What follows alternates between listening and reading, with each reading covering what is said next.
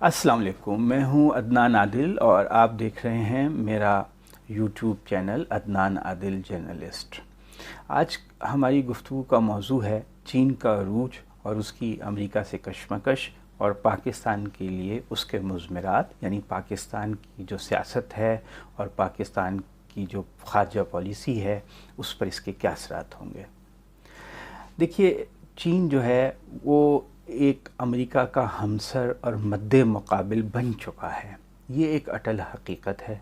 दुनिया की जो आलमी सियासत है उसमें एक बुनियादी तब्दीली आ चुकी है, और वो ये है कि चीन जो है माशी एतबार से अमेरिका से आगे निकल चुका है।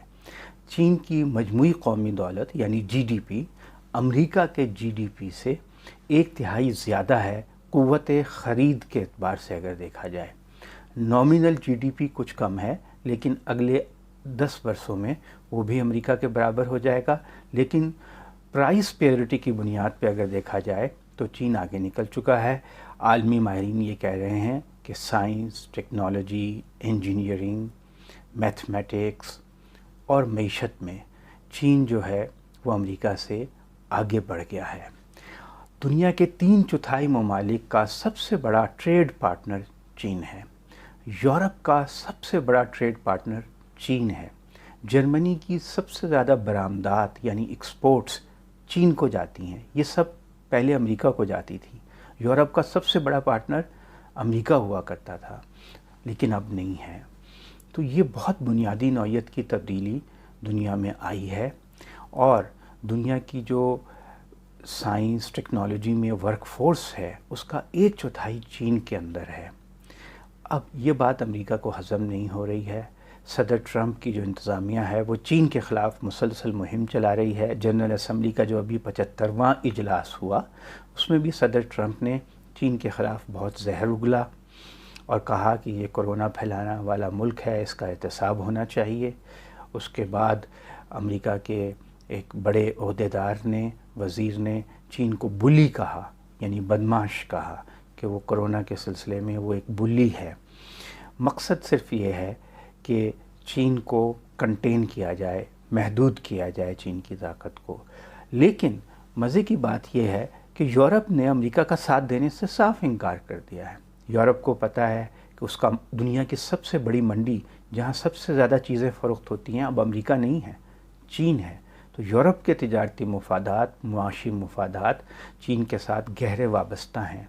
चीन जो है एक सरमायादाराना मईशत है। कहने को कम्युनिस्ट मुल्क है, लेकिन उसकी जो मईशत है वो सरमायादाराना है।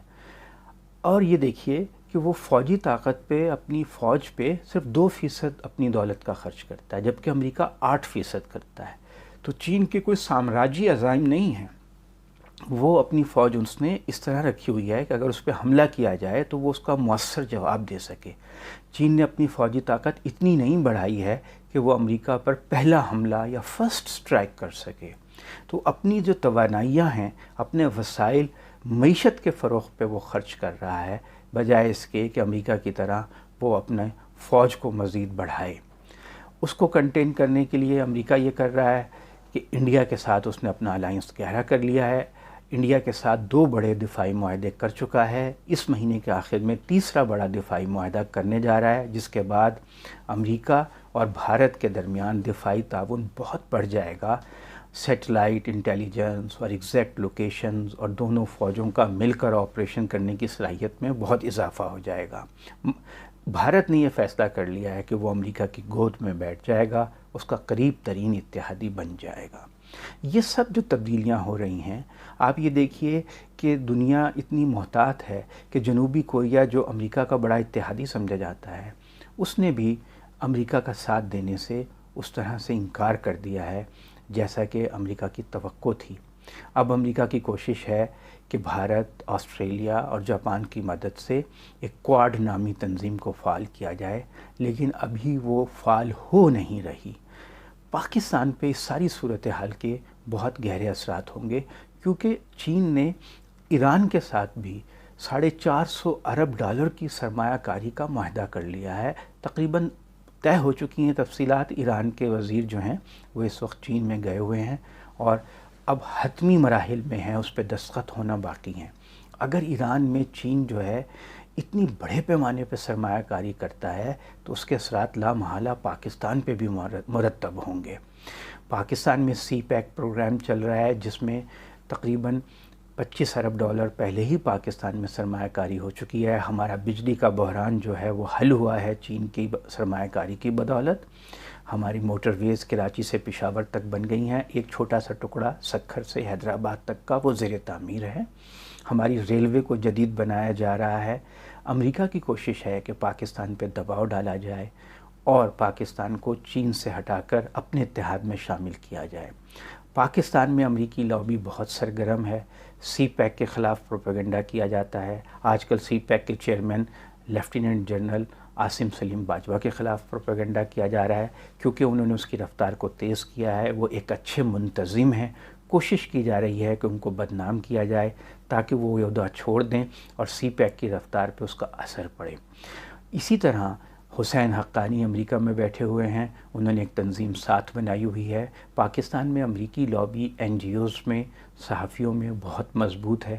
وہ سارے مل کر کوشش کر رہے ہیں کہ پاکستان میں سیاسی عدم استحکام پیدا کیا جائے اور پاکستان میں عوام کو فوج کے خلاف اکسایا جائے تاکہ جو ایک ڈسرپشن پیدا ہو، جو اکھاڑ پچھاڑ ہو، اس سے پاکستان اور چین کا اتحاد جو ہے وہ کمزور ہو سکے اور اس صورتحال کا امریکہ فائدہ اٹھا سکے۔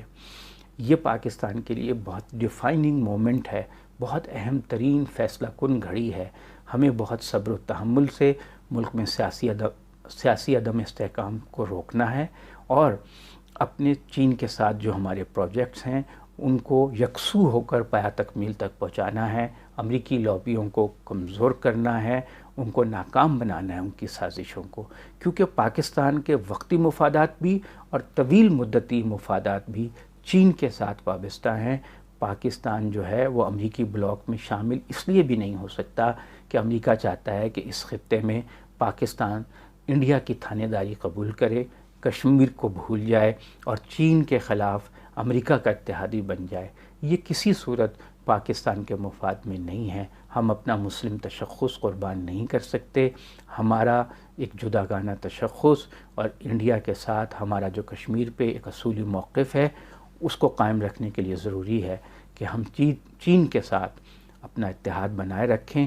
امریکہ جو چین کے خلاف اپنی سازشیں کر رہا ہے، جو اس کی پلاننگ ہے، وہ جانے، اس کا کام جانے۔